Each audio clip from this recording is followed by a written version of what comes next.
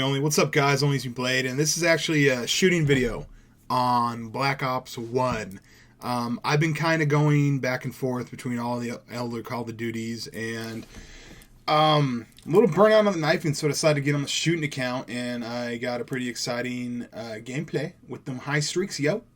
But I want to bring you in, like, put a condom on, because I'm bringing you into my mind, my imagination, and to why sometimes I sit there and don't say anything for a second, because a million tangents are going on. Not only do I have tangents, but I have tangents upon tangents and weird things that I think about in the matter of seconds. And in my mind, watching commercials is actually kind of exciting, because I go on, but what if, and this and that, and just these crazy, obscure, weird tangent stories.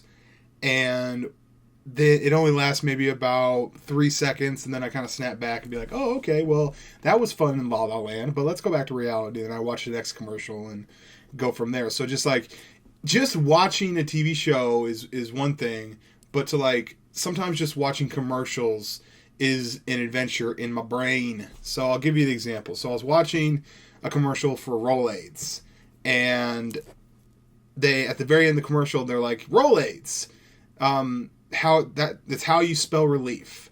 And I started thinking, I was like, no, it doesn't.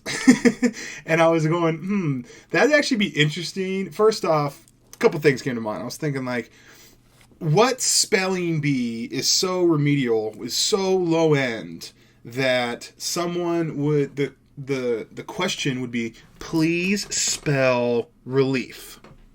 What spelling bee? I don't even think there is a spelling bee that's that low level, because relief's an easy word to spell, right?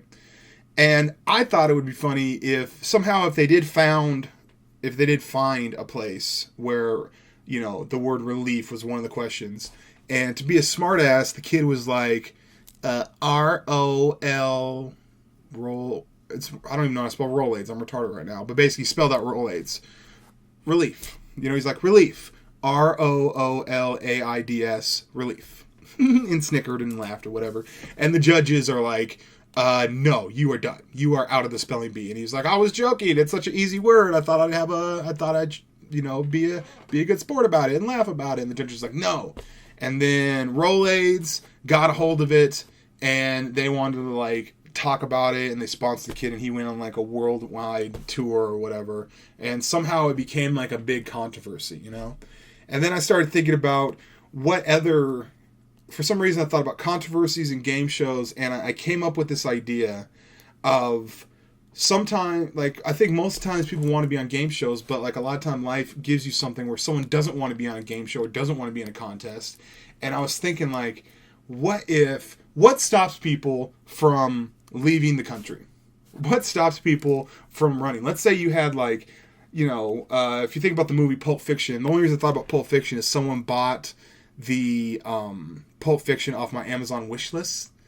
And so I started thinking about the situation where what the fuck's the bald-headed dude's name? Whatever. Bruce Willis. When Bruce Willis was he ended up, he had to get the hell out of town. In order for him to leave, he had to take his girl with him, and his girl was like, no, we want to go get pancakes or something. And so he's in the situation where he's like, fuck, we gotta go, this is serious, but I have to, in order for me to take her, I gotta take her to do pancakes or whatever. And I intertwine that in with some odd game show type situation. And I was thinking, what if you were on the run, and I just imagine I lived back in Seattle, and I had a girl at the time, and I was like, baby, we gotta go. And she's like, no, I don't want to go. And the only way that you can convince her to go is they found out that she could be on The Price is Right. They want to go to The Price is Right. And so I'm like, fine, let's go. Let's fucking go. So we're driving. I just need to get to the border of Mexico to get the fuck out of the country. I murdered some people or something. And so we're in the Price is Right thing, and they bring me up. They actually call my name. And I'm like, fuck. Any other time I'd be so down to do The Price is Right, But like now is not a good time. I'm on the fucking run. I'm like my face should not even be on television right now.